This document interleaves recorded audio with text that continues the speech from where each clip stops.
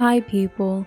Now today we are going to be starting a little bit of a new series. I don't think I'm going to be giving it a name, but basically instead of doing my longer commentary videos that I normally do that are like 40 minutes long at the end of the month, I will be doing more current events every single week, like little cute mini commentary videos on current events going on in the world at this time. Now I did have a poll on my YouTube community page where I did ask you guys what my bigger commentary video should be on, so don't mistake that. I'm still gonna listen to you. I'm still listening to that poll.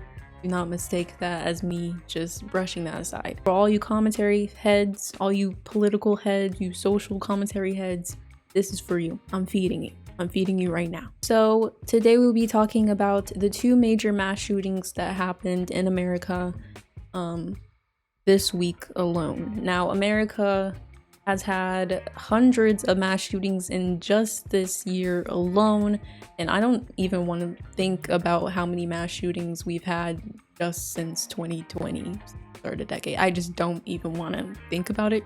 Let's just, take that thought and put it somewhere else. I don't know where we're putting it, but it's not here. Okay, I'm not thinking about that. It is no surprise that America has a major issue with gun violence. Now, our first mass shooting is the Club Q shooting. Club Q is an LGBTQ nightclub in Colorado Springs. And Colorado Springs, if you don't know, is a relatively conservative, right-leaning area. So Club Q existing historically has been a safe place for queer people and people a part of the LGBTQ community to come together. It's like a safe haven, So this place that symbolized belonging in this place in this world where LGBTQ people are hated, honestly, generally, was disrupted. Now, 5 people were killed in the shooting and several more were injured. Anderson Aldridge is the shooter. We'll get into his background a little bit later. There's a lot of people tied to this. There's different organizations in Colorado, like Focus on the Family, and different like right-wing conservative organizations that a lot of people are holding responsible for this anti-LGBTQ sentiment in this area and really just in America in general. And I believe that the only way that somebody stopped the shooting was actually putting themselves in danger, stopping the gunmen themselves physically, which is incredibly dangerous. But as I've been informed by some people that I watch, Hassan, that is how most mass shootings actually end. But I do want to get into the backstory of Anderson Aldridge himself. Now, this man recently, a little bit later in the week, was in the airport and actually was his mom actually was hurling racist slurs at women. So let's take a look at that. This isn't the video I thought it was gonna be. This isn't quite the video I thought it was gonna be. I thought it was gonna be the interview with Maria Martinez and the other people that were there, but basically you get the point. His mom was hurling racial slurs.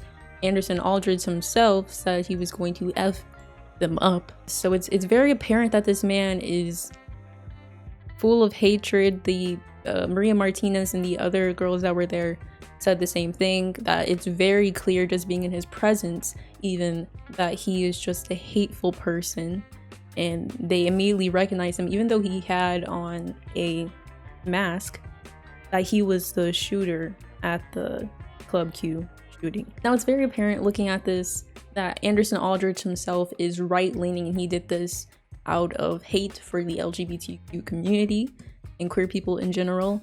But the right and conservatives are like, no. Every single time stuff like this happens, they're like, no, we don't claim them. Even though we champion these ideas and you know, breed these types of people. We don't claim any of that. Okay, we don't do any of that. Which I always find so interesting that conservatives are so, they will do racist things and homophobic things and transphobic things, and then they will be like, no, we don't do that. What are you talking about? Like, just if you're gonna do it, just own it at that point. And there's already theories going around that Anderson Aldridge, I believe his lawyer or something, started them, that he's non-binary. I don't think anybody really knows if this is true or not. And even if it is true, it really doesn't change the fact that what he did is just wrong. You know, like they're bringing this up like it excuses the fact that he shot and killed 5 people. A little weird, champ. We see this with other people, like other attacks that are obviously by conservative, extremely online people, like the Paul Pelosi attacker. Los Angeles Times, dude, allow at Los Angeles Times, what's going on? What? Huh? Frick you, Los Angeles Times. Okay, I'm having to record this again the next day because this freaking computer is so freaking stupid and this mic always freaking pops, but it's okay. Anyways, Paul Pelosi attack, that's what we were talking about. Now, I was saying that conservatives always do this when they're covering obviously right-wing leaning attackers who finally act out on their urges. They just don't claim them. And we saw this with the Paul Pelosi attack, where they made up these conspiracy theories that actually David DePape, or whatever that man's name is, they were gay lovers. He was just gay. They're just gay. Okay, so I want to cover a few of the reactions to the Club Q shooting. One of them comes from Anderson Aldridge's actual dad, who was on an episode of Divorce Court, which has nothing to do with this, but I just thought was kind of funny. So this deadbeat divorced dad represents all the divorced dads in America. He had some words today to say. They were a little concerning. Was there any history of mental illness with him, or when's the last time you saw him? My son, I hadn't seen him for years. I thought he committed suicide. His mother told me that he. I'll give you a history. I was a porn star. Okay, I became a porno star in 2002, and I combined that with a mixed martial arts career. And my ex was finished. She took off with my son. I hadn't seen him for years. The little that I did see my son, you know, I tried to give him, you know, the father figure, whatever. I didn't know where his whereabouts were. I found out recently that he did not kill himself in 2016. That he was, you know, alive and well, you know, and he lives in Colorado. Yeah. Why did you think he had killed himself? His mother told me this. She said that he killed himself because of I'm an embarrassment to him. My son is I loved him so much. You know, I didn't want to lose. You know, be around. I wanted to be around my son and be here for him. You know, I have a daughter the same way I had my son. I never see my kids. I never, you know. But, I want to be in his life. You know. He's been accused of doing some crazy thing. I don't know what he's been accused of. I can't get answers from the attorneys really, but they're saying that somebody, you know, it's involved in a gay bar or some shit. I don't know. I don't know what the heck he did. If you have a gay bar, I don't know what's going on. Well, he's accused of going on a mass shooting at a gay bar and killing 5 people. Colorado. Okay, well, that's shit. If he's accused of doing that, I'm surprised he's not gay. You know, I say that, but he's not gay. So did you hear this, man? He said, you can say that, but I'm glad he's not gay. This is the type of man, these are the type of people that we're dealing with. So from his mom's reaction, his mom, you know, throwing racial slurs in the airport, and his dad, you can see how this man became who he is. Now there's also another reaction from a pastor, and this one is just, it's wild. Okay, it's wild. Got shut up the other day. Now, am I sad that 5 homos got shot? No, I'm not sad at all. As a matter of fact, I think it's a good thing that they're not here anymore to molest kids. And I'm not condoning anybody to do anything like that. I don't believe it's right to take the law into our own hands, and I've said that so many times. But here's what I won't be upset about. I'm not going to be upset when someone that hates God and actively is promoting against God and hates his guts and molests children, even if it is just their eyeballs, to have to see these freaks writhing around and doing all these crazy dances in front of children, and then afterwards reading them a book or something. I said it's not right to take the law into your own hands, but I do understand why people are so fed up, because our own government is protecting these freaks, and that's all you see on the media right now. Right-wing MAGA kills, these queers, and then some guy jumped in and helped them or whatever. Who cares? Like, I really don't care that those people got killed. And you're like, that sounds really hateful, Pastor. Well, it is hateful, because I do hate them. Very bold words. Very, very, very bold. Disturbing reactions to people getting killed. This is the country we live in, where this is just like a normal thing, I guess. They're saying in the crowd, amen, amen. So how? This is also another conservative talking point that is very interesting. They just like to take things and then use them to make people afraid of things that don't even exist and that nobody is doing. They just fabricate lies on communities for fun. Honestly, I can't think of any other reason why you want to do it. They must think it's fun. And also some of them are getting paid to do it, so that's probably another thing. But there's this one talking point that is trans people. They're talking about drag performers. That's what mostly talking about, but they also use this for trans people, which also drag performers can be trans, but you get what I'm saying. They use this talking point that they are molesting kids and indoctrinating them, especially through drag story times, which drag is a form of art that has existed since Shakespeare. It's just theater, it's just performance, yet they have taken it and use it to say that they're indoctrinating your children, they're molesting them with their eyes. How did dancing and reading people a book, something that is so freaking wholesome, turn into, molestation? How those two things equal each other? I'm not sure, but they found a way to make it equal. You tell me, because I don't quite get it. Just absolutely terrible reactions, and there are so many people that, these people coming out and saying this out and about is just only igniting other people who probably have these same urges to be like, yeah, I do hate gay people. Yeah, they should have died. Just absolutely crazy stuff. Also, Anderson Aldridge, another thing about him is that I believe, was it last year or like a few years ago, his mom called the police on him because he actually was going to bomb the house that they live in. And the SWAT team came out and everything. It was this whole thing, but I believe he got arrested.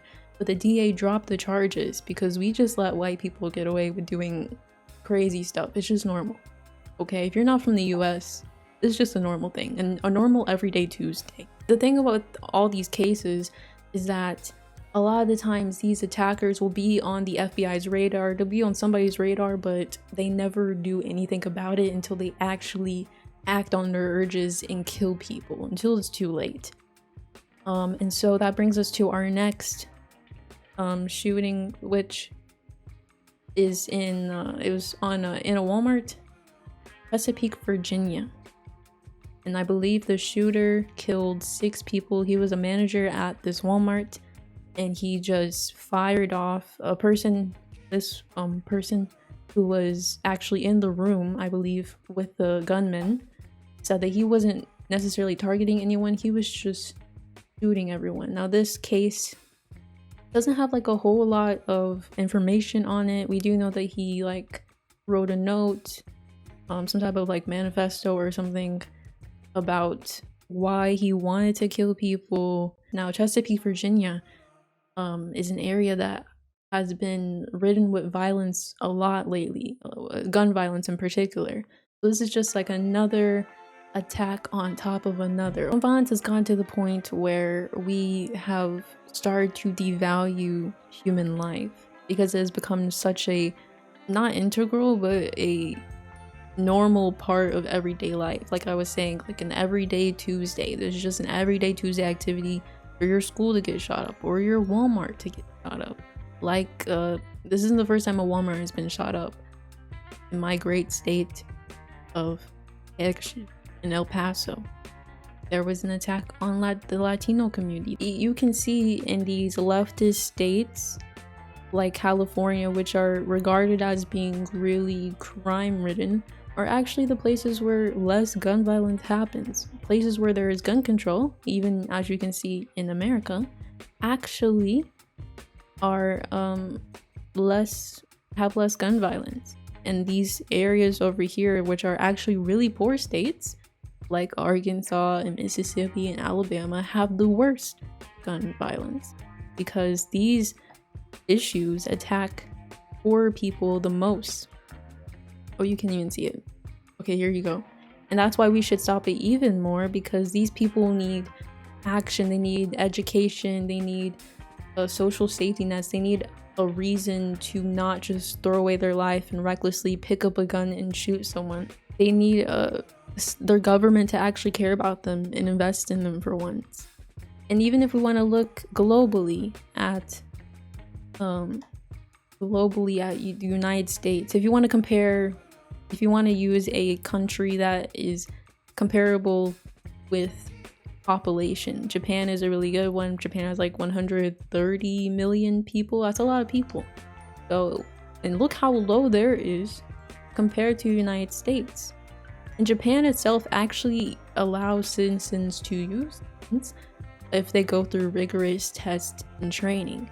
Now, if America really didn't want to get rid of their guns since they love the Second Amendment and they equate it to freedom, this is a way they could do it, is by putting more restrictions, more control, even on the process of getting one, and not making it so freaking easy to get one. Because as you can see, the United States completely outperforms a lot of countries on this issue.